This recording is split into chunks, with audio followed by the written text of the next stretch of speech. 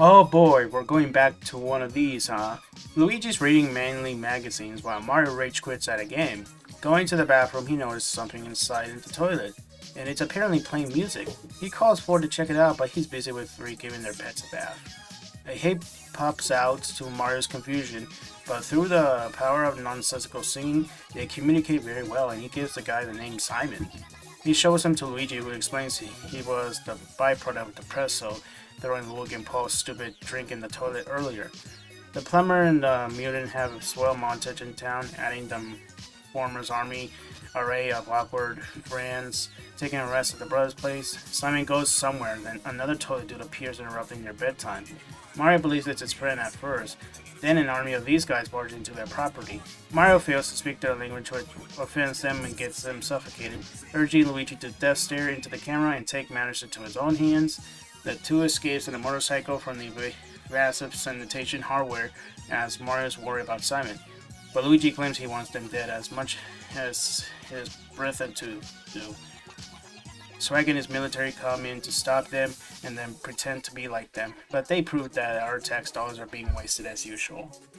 The toilets are airborne, pigeon holding the paisanos, so they are trying to outhand their handles, flushing them one by one.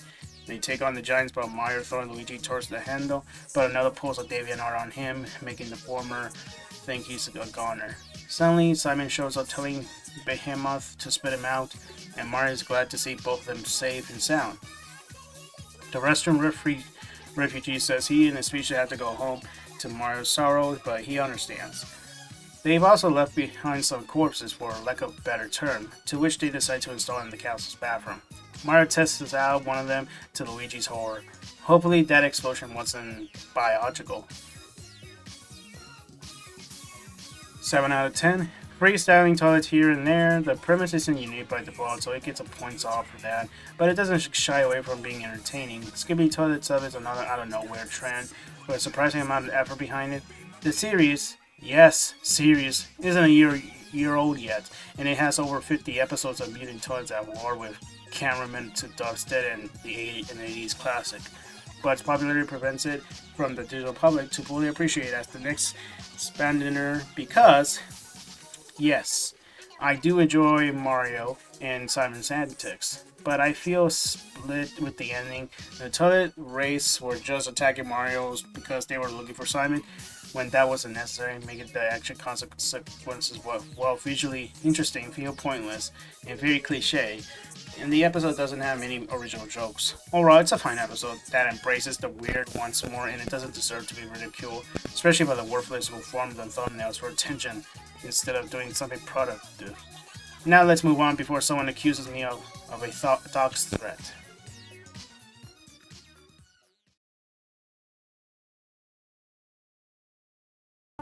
Wow, where'd you learn to cut like that? You know, my parents actually owned a Thai restaurant back home. Ah, whoops, hold on. Oh, come on!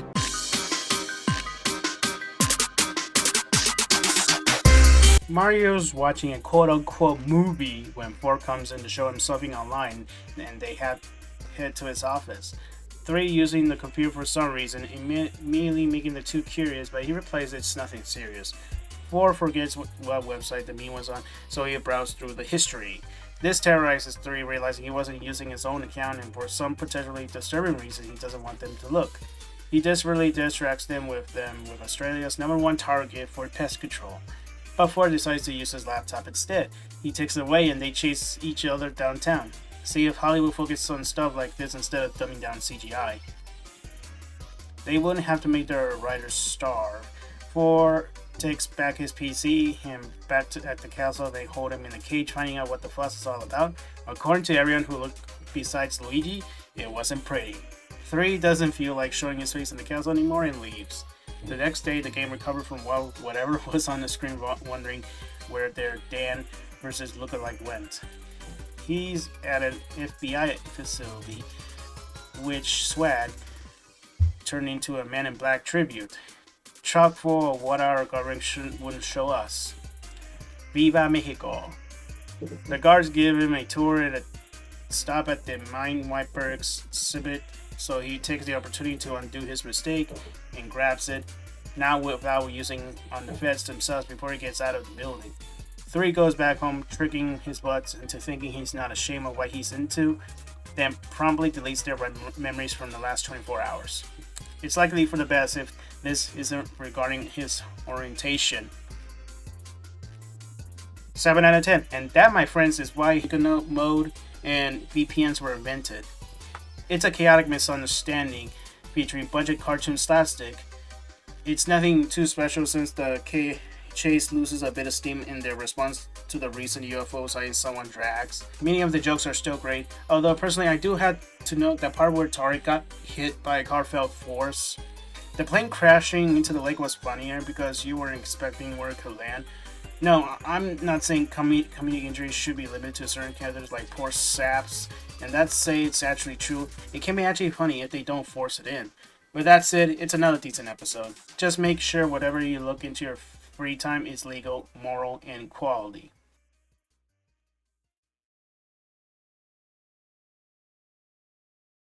Watermelon.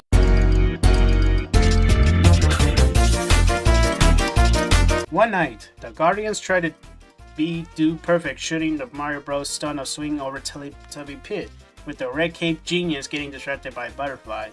3 calls medical aid for Luigi and notices Bookins is missing. Bob looks out the window noticing Watermelon Plant, according to him, and it disappears. He goes out, better look, but doesn't return. This spooks the guys a bit. Then they find Luigi left behind his hat, and now missing as well. Mario takes a look, finding a melon, believing it's related to Melanie. 3 checks the front door and is unwillingly greeted by, as they describe, the Watermelon Man. He warns 4 and Mario, believing that supposed monster of the week is out for their nectar. So they barricade themselves in the castle for the night.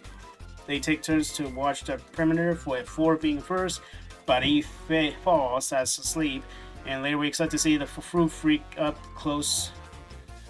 They run to the woods after unsuccessfully taking him down.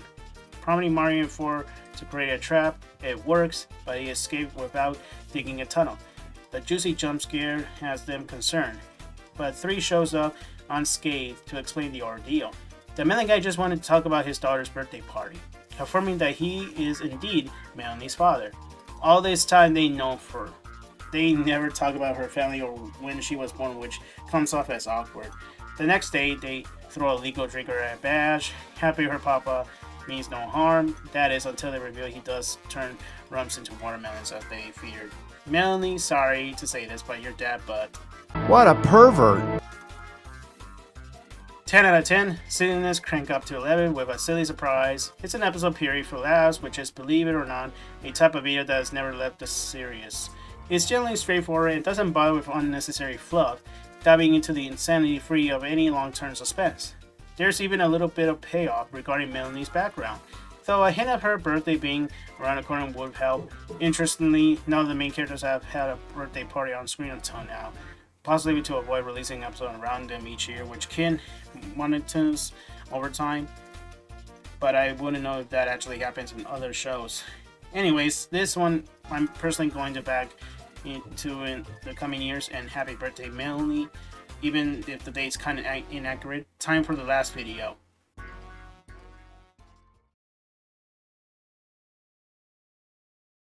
Fried chicken.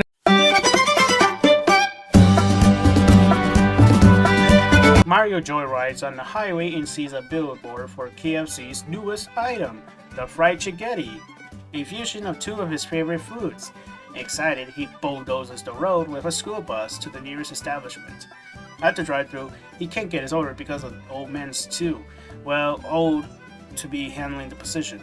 He kicks him out and enters the kitchen, snagging leftovers of the special, exploding in delight and urges to purchase the joint from Jeeves so he can have all the item all to himself.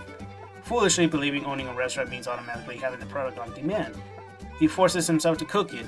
As the manager, he's out of employees and the customers are desperate for their meals, including Psycho. Jub wants fries, Karen's children want nuggets and make a bunch of noise. Mario snaps with a combination and takes it out on them, not caring what he actually got himself into. About to make the Chickghetti in peace, the finger-licking mascot arrives, pissed off that he's disrupting his business. Mario then summons the iconic fast food clown to defend himself, who's also jealous of the Kono's success in the market. They have a traditional one-on-one from the land of the rising sun, allowing the pesky plumber to cook his meal, which then slides into Ronald's mouth. It impresses him enough to fall in love with Sanders, introducing the idea of the investor's American cuisine fanfiction, and they fly into the sky to exchange recipes, annihilating Mario's appetite. This is also why I'm a Popeyes person. 8 out of 10. Just what in God's name is a Chickghetti, really? It's another fast food themed extravaganza where Mario inconsequently screws up everything with a dash of homoerotica. The main characters are alright here since some of his answers land and others don't, which I can take. The others are entertaining as well, additionally remind us that G hasn't gone anywhere. I do want to say the gimmick of messing around how hell it can overstay its welcome if the premise doesn't do enough to stand out from previous episodes. While the ending is pretty much damn funny, it also leaves me empty considering Mario goes through all this nonsense for nothing. So take that how you will. Now let's guess if they do Burger King or Wendy's next.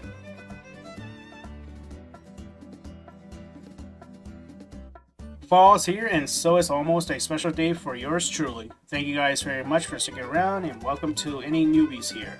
And hopefully we can ride this storm of fandom stupidity together. Stay safe out there, and as always, peace out.